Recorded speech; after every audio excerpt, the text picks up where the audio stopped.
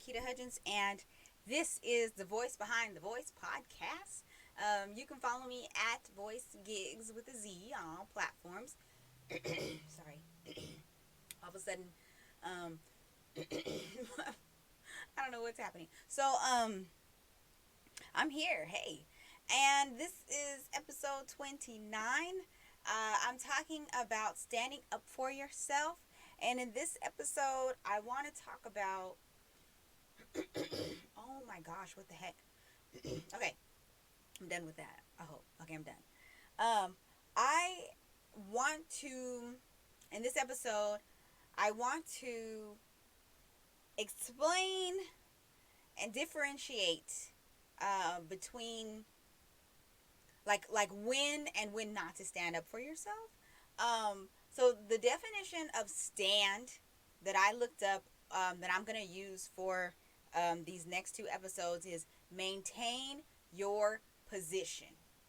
And today I'm going to talk about that was the verb. So for today and the next one, I don't want to mess up the days of the week that these are going to land on. But I I want you to understand the verb definition of stand that we're going off of is maintain your position, but I'm using a different verb, a different noun definition because I want to be very specific when I'm talking about standing up for yourself. So the noun that I'm using in this episode 29, is attitude. Um, and that is a noun definition of the word stand. So um, I want to I just want it to be as specific as possible that I'm talking about maintaining your position um, with the right attitude. I For those of you who are new here, I have been talking about self-actualization and what it takes to become a self-actualizer. Um, so go ahead at the end of this video. There's gonna be a screen, and you'll be able to watch the rest of this podcast by just clicking on the link. So, but I will have plenty of stuff going on in the icon up there for you to further understand specifically what I'm talking about in this video. So, with being a self-actualizer, one thing that I came up with was self-protocol. And I talked about 5 different aspects or phases of this self-protocol. And they were committing to your own set of values, setting your own standards, drawing your own boundaries, communicating your own limitations and expectations, and then respecting the protocol. um, so with all of that, I gave you a why. For one, I gave an assurance, but I gave you a why and a how. So for episode 29, I'm going to focus on the whys of the self protocol and why you should stand up for yourself. And of course, so let me go ahead and get out of the way that um, for one, oh, I don't have the scripture. I don't have the scripture that just popped in my head. But there's these. Okay, so I on my prayer podcast on the dynamic calm for kids, prayerful dynamic podcast. I have been focusing on 2 scriptures. One was the scripture about, I don't have it written down. One was the scripture about us, about how God places authority figures in your life. He plants the authority figures there. He gives them the authority over you. And I'll go into it. I don't have any of these authority scriptures written down, but you can go ahead and Google the word authority, and and you will have those scriptures there. But the Bible talks about how God places authority in your life, and those authority figures are supposed to um, lead respectfully and lead righteously. And also, what's most important about them being in authority over you is that they have to answer to God, whether you are obedient or not. They have to answer to God, um, because they are in it, because God put them in authority over you. So they have to answer to God on your behalf, and you don't have to answer to God on their behalf. Do you see that? So it's better in the situation when it comes to an authority figure. It's better to just shut your mouth. I know it's going to feel very awkward. You're going to have a lot to say. You're going to have a lot that you want to say. You're going to want to prove yourself. You're going to want to defend yourself. But it's best to just, yes, sir, yes, ma'am, thank you, and keep it pushing, okay? Um, Also, so that is as far as the attitude. I want you to understand attitude is not always a bad thing. I know that when people are offended by you, they say that you have a bad attitude and blah, blah, blah. Attitude's not always a bad thing. Attitude is character, attitude is spirit. And especially when it comes to situations where you're dealing with a narcissist, they will make you feel like who you are is wrong. And that's not the case.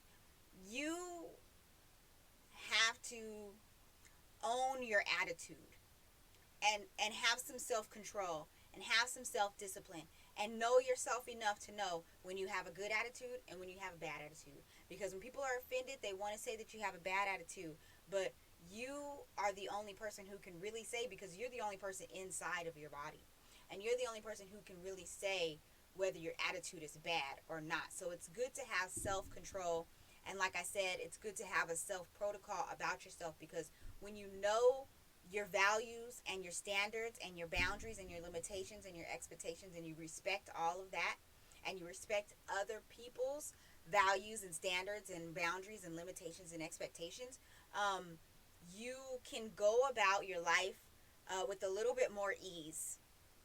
And so with that, I want you to also understand that other people have their own attitudes. And you cannot walk around pointing at everybody and saying they have a bad attitude. I don't like how they looked at me. I don't like how they said that. I don't like their tone of voice, because that is who they are.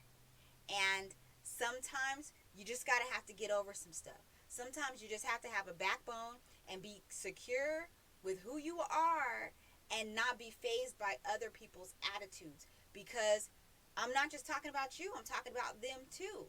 So, and I'm talking about me. I have to maintain my position, and I have to secure my attitude, and so do you, and so do they. But we also have to realize that not everybody is secure in themselves. Um, and sometimes people just do have bad attitudes. And if that is your authority figure, it's not your position to put them in their place. It's not your position. It's not your responsibility, and it will get you into more trouble. Okay? Because one thing my grandma used to say when I was younger is, the pen is mightier than the sword. I had so many issues with teachers. I could not stand a teacher when I was little. Oh my goodness. And that's probably why I want to homeschool my kids so much now. But I just couldn't. I could not stand authority. Oh my gosh. And I had to learn the hard way that they're in authority for a reason. God placed them there. And a lot of times, I'm going to say most of the time, they worked really hard to get there. And you are not the only person that they are in authority over. So you need to just sit back and focus, worry about yourself. Sit back and focus on you. Um, and the other side of this, the why we should stand up for ourselves. I want to make sure that we understand. I'm going to read this scripture in this episode and in the next, but because it just really goes along with what I'm talking about. But 2 Corinthians chapter 10 verse 4 through 5.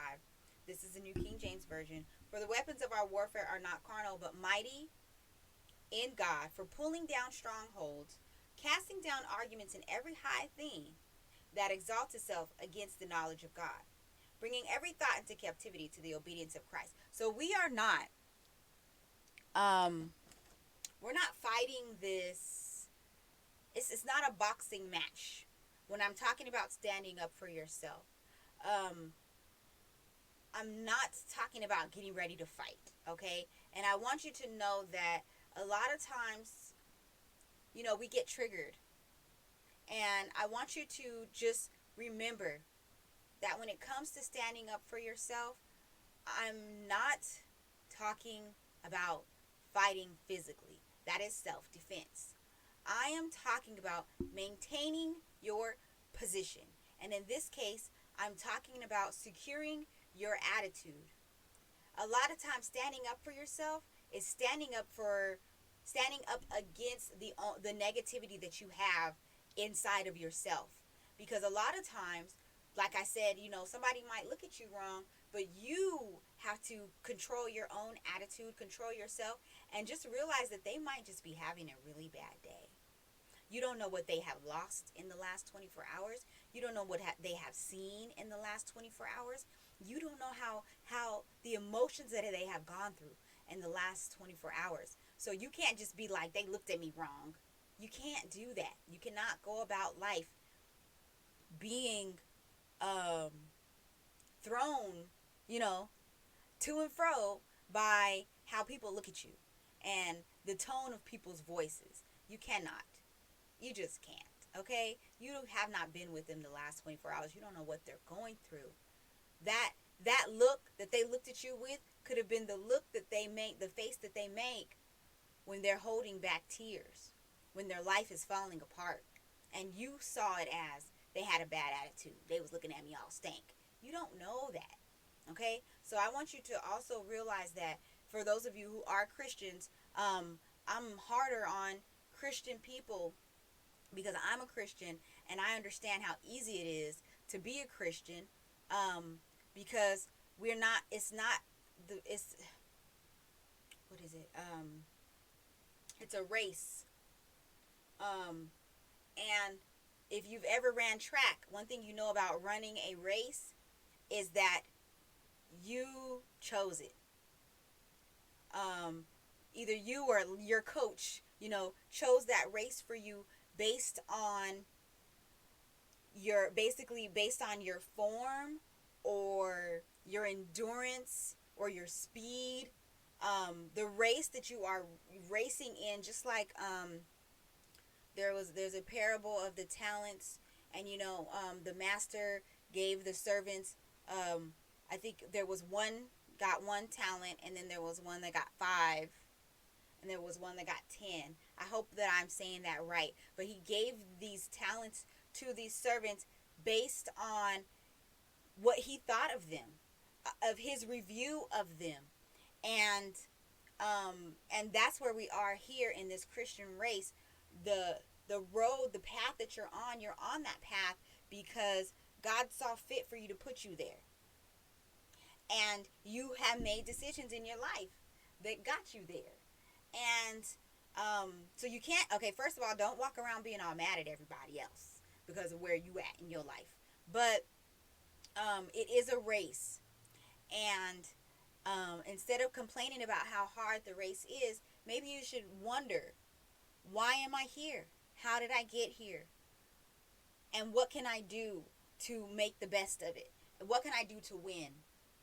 How am I going to win this? Okay? So that is the attitude I want you to have when it comes to life and dealing with other people. So the reason why you should commit to your own set of values is because you have the right to be authentic. You have the right to have your likes and dislikes, and you have the right to set your life up and to write your own story. Okay, and the reason why I'm telling you the whys is because we're talking about why you should maintain your position. So if you are authentic and you have your own set of values, your values will remind you of your position. That is your position, your values and your standards. You're setting your standards in place because you are a human being with flesh and blood, and there's only so much we can take. There's only we have to know, and this could be when I'm talking about self protocol, this could be easily could be something that you want to achieve. This could be values that you want to shape your life around, and standards that you want to have in your life, not necessarily something that you're living right now. But it's good to start where you're at right now. It's good to start with the things that you value. Do you value parenthood? Do you value your religion, your relationship with your higher power? Do you value your career? Do you value? It's easy, right? Um, if you're a model, you probably value the way that you walk. You probably value your nutrition. If you are a boxer, I was trying to say something else, but it wouldn't come to mind. If you're a boxer, you probably value um, your time spent practicing boxing. You probably value what you put in your body. And I'm saying this because when you set a standard, you set it there. So you have your values, and now you're setting your standard on top of that value. Just like you would set a hen to lay an egg, you're setting your standards to basically give action to your values. And then you draw your boundaries to protect your values. And I assured you in, what was it, 23 to 45? Was it 20? In episode 26, I assured you that it's okay to let people know about your boundaries because you need to protect your values. And when it comes to your boundaries, when you're maintaining your position, you are protecting those boundaries. It is your job to speak up and say, "Hey, look, now you just gone a little too far. You called me that enough times, and I can't take it anymore. You cannot call me that anymore." And what happens when you maintain your position with the right attitude, you are on level ground, and you have the upper hand, and those people can decide. If I want to continue to be in Marquita's life, I'm going to have to stop calling her those names. I'm going to have to stop insulting her all the time. I'm going to have to stop talking to her kids a certain kind of way. And you make that known. And it's hard. It's hard. You have to, it's like a muscle, and you have to build up that muscle. You have to somebody used that analogy towards me the other day about a muscle, about doing something. And I had to kind of be in the position of, if it don't apply, let it fly, because in that particular situation, my muscles was good. But it just came up right now when I'm talking about communicating your limitations and expectations, um, and drawing your boundaries. It's a muscle. When you open your mouth, starting to open your mouth, and maintaining your position and all that stuff, it's a muscle, and you have to practice it. So you start small, and just like with the values, you start with where you are. Um, if you have a coworker who's trying to get you to steal or do something that's unethical, say it. I don't do that. I value this job. I value my position as a parent and as a provider. I need this job. I'm not about to be, you can go on, get somebody else to help you with that. Don't even put my name in it. I ain't even, you have to start where you're at. And the reason why we communicate our limitations and expectations is because it alleviates stress. Your stress, their stress, everybody's stress. Um, when when you are able to say, okay, this I can do, this I can't do, this I will do, this I won't do. This is what I expect from everybody else. This is how I see it going. This is how I don't see it going. And it's not like you don't have to walk in. Remember, I'm talking about attitude. So because of how I talk, this is how it sounds because this is how I talk. But when you go into a situation, um, you have to be able to voice those things and make it known up front. And I talked a lot about having a contract or having some kind of something in writing, a paper trail or a recording, because it's easy for things to be misconstrued, and it's easy for things to be for there to be a green light. I mean, not green light, a gas light in a situation where a lot of people up front, they say this is how it is, blah blah blah blah blah, and then later they say, oh, it didn't work out because of blah blah blah blah blah, and that whole list of reasons why it didn't work out were never voiced in the beginning, and the things that were voiced in the beginning did not work out. And you just don't want to be in that situation. I have been in this situation. And a lot of times it's the people that say that they love you and that they care for you and that, they want what's best for you, and it just, at the end, it just turns out not being like that. So to alleviate and to eliminate and to avoid stressful situations, communicate your limitations and expectations and draw the boundaries. Don't worry about sounding like the B word.